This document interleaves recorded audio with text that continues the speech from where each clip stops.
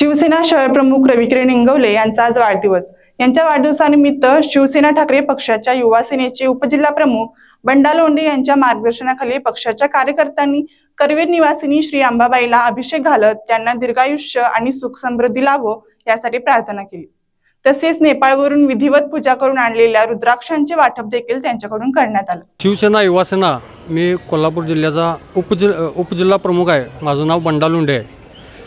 शिवसेना माननीय पक्षप्रमुख उद्धवसाहेब ठाकरे, युवासेना आदित्यसाहेब ठाकरे, कोल्हापूर शहर प्रमुख माननीय रविकिरण विष्णुपंत इंगवले आज त्यांचा वाढदिवस आहे। आज 21 तारीख आहे। युवासेनेकडून व त्यांच्या मित्रपरिवाराकडून आम्ही महालक्ष्मीला अभिषेक घातलेला आहे आणि महालक्ष्मी चरणी आम्ही अशी प्रार्थना केलेली आहे त्यांचे आरोग्य व त्यांचे ऐश्वर्य संपन्न व त्यांची राजकीय आकांक्षा वाढू दे म्हणून व त्यांच्या कुटुंबाला दीर्घ आयुष्य व त्यासनी दीर्घ आयुष्य लाभू। आज कोल्हापूर मित्रांनो सांगू इच्छितो की कोल्हापूरात फिरत असताना आज पोस्टर बॅनर्स मोठमोठे होल्डिंग लागलेले आहेत। तर त्या होल्डिंगमध्ये असं दिसून येते की कोल्हापूरची जनता एक स्वाभिमानी आहे आणि या जनतेने जर समाजात कोण काम जर करत असलं तर ती जनता त्याला स्वीकार करते आणि त्यांच्या मित्रपरिवार त्यांच्या कोल्हापूरच्या जनतेने हे फलक लावलेले आहेत आणि त्यांच्या राजकीय आकांक्षा मोठे आहेतच।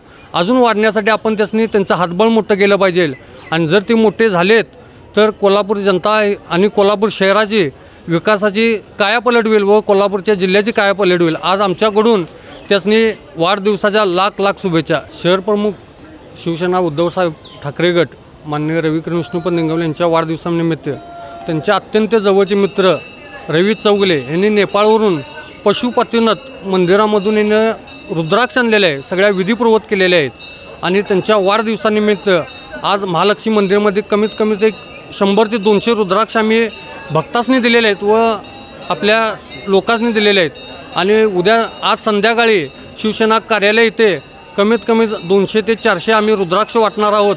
अशी 500 रुद्राक्षची संकल्पना आहे आणि आता विविध मंदिरामध्ये महादेव मंदिरामध्ये हे रुद्राक्ष आम्ही अर्पण केले आणि भक्तांनी देणार आहोत।